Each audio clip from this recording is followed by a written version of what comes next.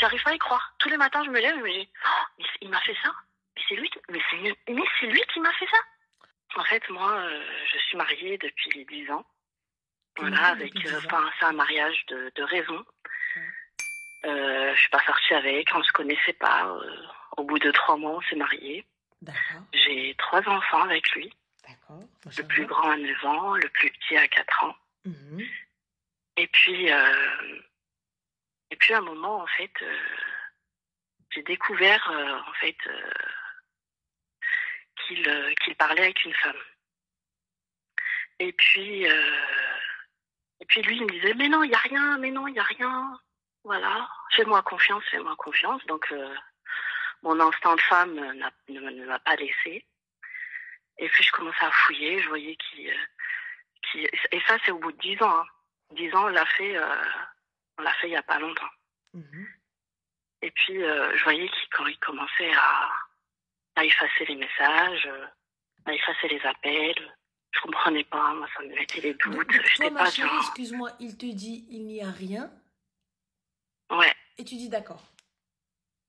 Bah, au début, en fait, je me suis dit, c'est pas possible, c'est pas lui. Ça fait 10 ans que je le connais. On a vécu des hauts, des bas. On a toujours été là. On s'est soutenus. Il m'a soutenu, je l'ai soutenu. On a toujours été là. Voilà, il y a eu... on se connaissait pas. Enfin, c'était un mariage de raison, mais il y a eu de l'amour après. 3 beaux enfants.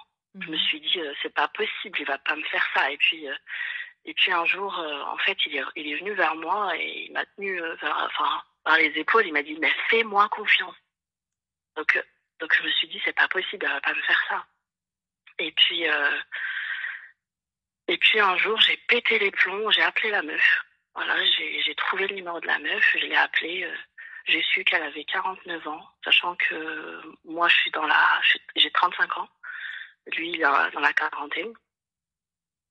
J'ai appelé la meuf et la meuf, elle me dit oui, et ben moi, c'est pas à moi de te répondre, c'est à ton mec de te dire des choses, te raconter. Je lui dis, dis-moi, toi, s'il y a quelque chose. Donc, elle me dit, ouais, il y a un business, je lui prêtais de l'argent. Je dis, mais t'es qui pour lui prêter de l'argent?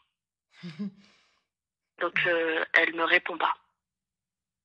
Du coup, voilà, la discussion s'arrête là. Donc, quand je demande, sachant qu'elle, elle me dit, ouais, je lui ai prêté une certaine somme, une très grosse somme. Et lui, il me dit, ah non, c'est que 1000 euros. Excuse-nous, Rothschild. Elle lui a prêté une grosse somme. Elle lui a prêté combien de grosses sommes?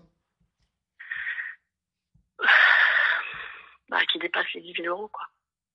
Elle fait quoi dans la vie pour lui prêter plus de 10 000 euros chez Khabla Areja? Ça, j'en sais rien. Franchement, je lui dis, elle me dit, ah, mais si tu te fais pas confiance, c'est pas mon problème. Je dis, mais madame, vous avez 50 ans, vous avez l'âge de ma grand-mère, qu'est-ce que vous me racontez? J'ai pas confiance, vous êtes qui? J'ai pas envie que foutre ma vie en l'air comme ça. Donc, à partir de là, les embrouilles ont commencé. Donc, un jour, on s'est embrouillé, je te cache pas, Ranel, on s'est embrouillé à 7 heures du matin, on a fini l'embrouille, il était 4 heures. Et on est parti dormir et sans se réconcilier. Tout ça. Et puis, les embrouilles, jusqu'à qu'un jour, il se lève, il me regarde droit dans les yeux et il me dit, qu'il me talqa. Yeah. تبارك الله والصلاة على مولانا راك مطلقة مالو كان هو اللي كيفرق. Et je te jure, quand je te dis, ma vie, elle s'est effondrée quand il m'a dit ça. Je me dis, mais c'est pas possible, c'est pas avec cet homme que j'ai construit tout ça. C'est pas avec cet homme que, j'ai donné ma vie, j'ai tout donné à ma maison, j'ai tout donné à mes enfants, à ma famille. Sachant que, en fait, moi, je suis algérienne. Et lui, il est marocain. Et qu'est-ce que j'entendais beaucoup? Ah, l'Algérie. Ah, le nanana, ils ont imposé un visa. Et moi, que j'avalais. Attends, excuse-moi, ma chérie, parce qu'il y a eu un bug. Il lui a dit, t'es divorcée, Rakim Talqa. Ouais. Voilà. Il lui a dit Rakim Talqa. Merci. Donc voilà. Et ensuite, ma chérie, qu'est-ce que t'as fait quand tu as entendu Rakim Talqa? Je l'ai regardais droit dans les yeux, je m'étais sérieux là. Il me dit, ah ouais, y a trop d'embrouilles, tu m'embrouilles, je t'ai dit, fais-moi confiance, tu veux pas me faire confiance, et ben c'est comme ça. Ah, ok. Et du coup, le Rakim Talqa, il t'a donné quoi, ma chérie? Bah, rien du tout. Il T'étais est mariée resté à à la la maison. mairie? Attends, je te raconte. Il y a une suite encore, hein. Non, mais Donc, attends, il est mais resté à la maison. est-ce que tu étais mariée à Donc, la j'ai dit, mairie? hein? T'étais mariée à la mairie? Ah oui. Mairie, tout est carré, tout est nickel. Pas de problème. Et puis, il est resté à la maison. Il est resté à la maison. Il est resté à la maison 1 mois, à peu près. Mais moi, j'étais dans le feu. Au fond de moi, il y avait le feu. Donc, il me dit, ouais, vu que c'est la période des viduités, on peut rester à la maison le temps que j'aille trouver un appart et tout. Donc, moi, le medloula que j'étais, je lui disais, non, là, je sais pas, qu'est-ce que tu fais? On a 3 enfants, on peut pas foutre notre vie en l'air comme ça, on a des projets, on a. Et lui, il était là, ah bah non, bah je réfléchis. Je réfléchis si je te reprends ou pas. Je réfléchis. Oh là là, mais moi, ça me mettait les nerfs et j'avais l'impression de mourir en même temps. J'arrivais plus, j'ai perdu 15 kilos. Mais quand je te dis 15 kilos, j'étais à 85, je dois être à 74 à peu près là. Et quand il t'a répudié, il est parti avec l'autre Aouja? Non, il est resté à la maison. Il est resté à la maison. Après, à partir de là... Et tu l'as laissé à la maison? Moi, j'ai pété les plombs. Et lui, il me faisait croire. En fait, je sais pas s'il me faisait espérer, je sais pas s'il s'est tapé une hebla de 40 ans, j'en sais rien. Donc moi, je me suis dit, c'est pas possible, c'est pas mon époux. Tu sais, la veille de l'embrouille, on était en train de programmer des vacances de Noël. Enfin, les vacances, on s'est dit, ouais, on doit prendre les petits à la neige, tout ça. Ah, je t'aime, t'es la femme de ma vie, tout ça. Et le lendemain, là, qui me parlera. Donc ça m'a... Et après, il commençait à me dire, ah ouais, mais c'était le cumul de tous les embrouilles. Je dis, pardon, mais quelle embrouille? Dans chaque couple, il y a les hauts et les bas. Chaque couple, il y a des hauts et des bas. Je comprends pas pourquoi tu fais ça, Et moi, j'étais une medloula, hein, franchement. Je te cache pas. 1 mois et demi de medloula. J'arrêtais pas de lui dire, arrête, tu fais des conneries, tu fais n'importe quoi, les enfants. Et du coup, là, aujourd'hui, on en est où? Aujourd'hui, il a pris ses clics, ses claques, il est parti. Enfin, ça fait une semaine, il est parti chez sa mère. Et du coup, il l'a annoncé aux enfants. Ma fille, depuis ce jour-là, elle dort avec moi. Elle est collée à moi. Elle a pleuré. Elle a 8 ans. Elle a pleuré. Après, il est parti l'annoncer à tout le monde. Comme quoi, il divorce. Sachant que, tu vois, la période où il restait à la maison là, pendant les 1 mois, c'était un coup je t'aime, un coup je t'aime pas. Un coup j'ai envie de toi, un coup j'ai pas envie. Un coup, t'es la femme de ma vie, je t'oublierai jamais, et tu resteras toujours la femme de ma vie. Et un coup, non, je divorce. Il m'a fait un ascenseur émotionnel pendant 1 mois et demi, quand je te dis, j'étais une medloula, voilà. Et là, il est parti chez sa mère, il l'a annoncé comme ça, et il m'a laissé sans rien, sachant que avant lui, j'avais une situation, je travaillais, j'étais une femme très indépendante, et quand je me suis mariée avec lui, en fait, il n'a pas voulu que je travaille. Donc je suis restée à la maison, je me suis occupée de mes enfants, tout ça. Et là, il est sorti et il l'a annoncé à tout le monde. Sachant que il y a 1 mois et demi, c'était je t'aime, t'es la femme de ma vie, je peux pas vivre sans toi, tout ça. Excuse-moi, ma chérie, je fais une petite réaction. Vous me dites le sahur.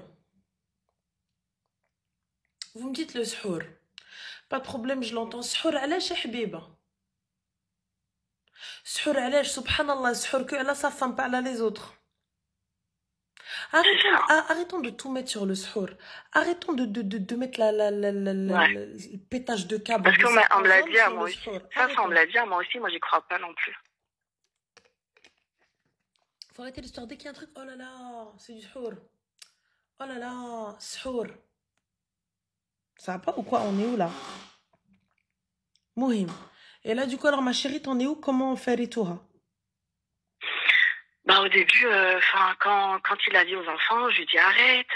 Moi, je pensais, franchement, j'étais dans l'idée de, en fait, C'est la hebla de 40 ans, en fait. Il est en train de me faire une hebla de 40 ans. Et, Inch'Allah, il va revenir, tu vois. Et là, je commence à voir, ben non, j'en viens pas. Et tu sais, quand je le vois dans son visage, je le reconnais même plus, en fait. Il me regarde, mais d'une façon, on dirait, il me connaît pas. La dernière fois, il m'a vu dehors, je te jure, il a tourné la tête. Après, il m'a envoyé un message, ah, mais tu tords la tête maintenant. Je dis, mais il est fou. Tu vas me rendre ouf avec toi. D'accord. Et alors, du coup? Du coup, là, en fait, je me dis, qu'est-ce que je dois faire? Est-ce que je dois le laisser partir? Allez, c'est bon, 11 ans de ma vie comme ça, partir, laisser ses enfants en souffrance comme ça? Ou je sais pas. Je sais pas. En fait, comment t'expliquer? Je suis choquée. J'ai l'impression d'avoir un divorce brutal. Tu vois ce que je veux dire? Genre, j'arrive pas à y croire. Tous les matins, je me lève et je me dis, oh, mais il m'a fait ça? Mais c'est lui qui m'a fait ça. Ma chérie, je suis Tous les matins. désolée, excuse-moi. T'arrives, tu me dis oui, je m'accroche pour les enfants, etc. Je comprends pas, je veux qu'ils reviennent pour les gosses et tout. Il a fait un choix, non? Ah bah ouais. Non, oui. Est-ce que vous avez des biens en commun? Ouais. Vous avez quoi? On a une maison. En France? Des voitures. Oui. D'accord. Du coup, vous n'avez pas de contrat de mariage? Ben non, ça va sur le 50-50. Bien, à la barakatillah, ça va sur le 50-50, donc tu lui laisses rien? Bah non. À la barakatillah. Il n'y a pas de oui, mais peut-être, mesquine, attention. Mais c'est ça qui me tue, parce que je me dis, mais en fait, c'est pas le mari que j'ai connu. Il a toujours été bien, il a toujours été bon. Il y a eu des hauts et des bas. Enfin, pour moi, c'est dans tous les couples.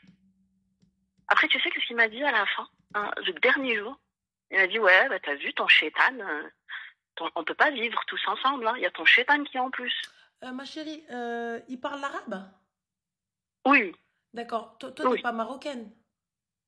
Non, moi, je suis algérienne, lui, il est marocain. D'accord, alors je vais t'apprendre un mot. Une phrase qui est plutôt pas mal. En arabe, sir tqaoud. Normal. Non, mais tu sais que tout le monde me le dit. Transfert. Tout le monde me le dit et je suis là. Tout le monde. Ouais. Voilà. Tu lui dis, halhayt, tagrasik ma mouk fih. Tu vois? Alors attends, voilà. Juste attendez la fin de l'appel et on va régler le décalage. Tu comprends ou là tu n'as pas compris? Ouais. Voilà. يمشي قود. قويدو. لوحي الزمر. C'est ça. هذاك راه عمو لي الخراي. Pro Max. Pro Max, exactement. Normal. S'il veut revenir, هالدار elle est là. S'il veut pas revenir, بعد دردب مع الدروج. Un peu de dignité quand même. On est où là? Ouais. Donc voilà ma chérie. Je t'en prie. Salam azin. Prends soin de toi. Bon. Bye. Salut. Bisous.